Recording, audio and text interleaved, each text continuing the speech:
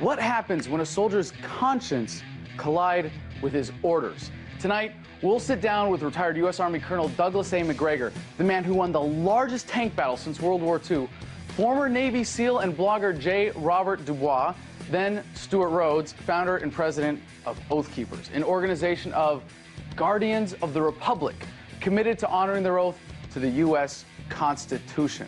Remember, U.S. troops confiscating civilian-owned weapons during Katrina? Let's work to ensure that never happens again.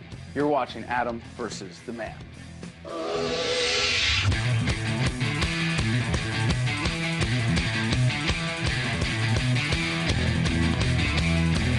The passion of our hearts will be raised with our fists!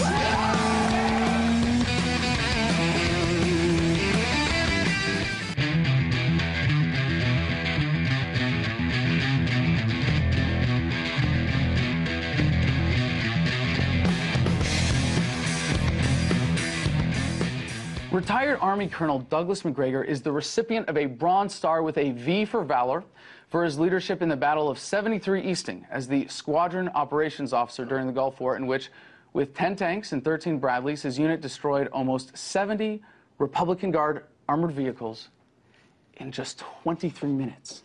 He served in the Army from 1976 until 2004.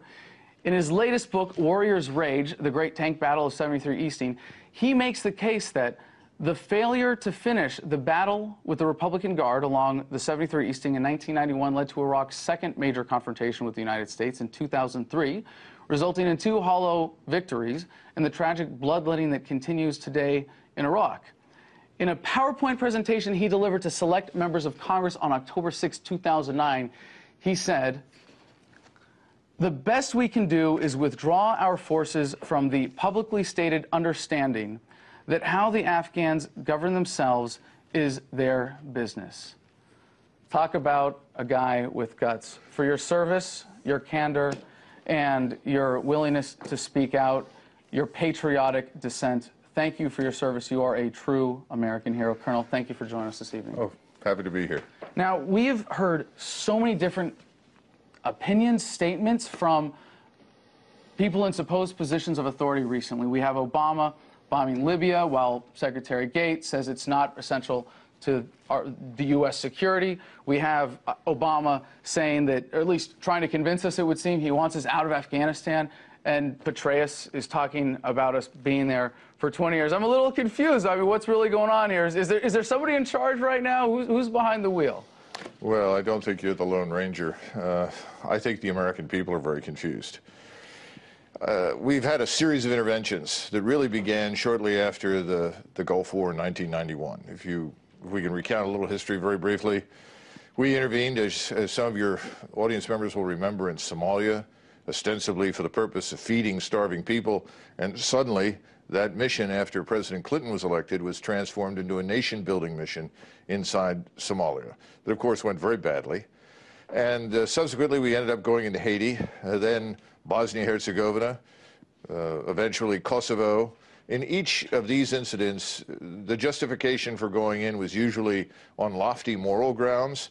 We ended up treating the area as a laboratory for social experimentation, trying to install our notions of Western-style democracy. It's a little ironic that we get conservatives cheerleading for all these actions that are really nothing more than exercises in liberal nation-building. Well, it's sort of liberal imperialism. It's kind of altruistic imperialism. And this continues, you know, really today in Afghanistan. Initially, we went into Afghanistan for the purpose of really expunging very few numbers of people who were connected to al-Qaeda.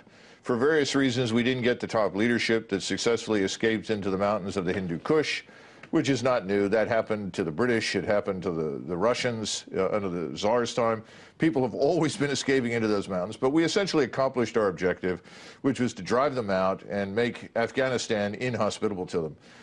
Then we went into Iraq, ostensibly for the purpose of removing Saddam Hussein, and suddenly that was transformed into yet another nation-building mission, which went very, very badly, cost $1 trillion, thousands of lives. And today, much to the chagrin of Americans, let's be frank, Iran is now the dominant influence in Arab Iraq.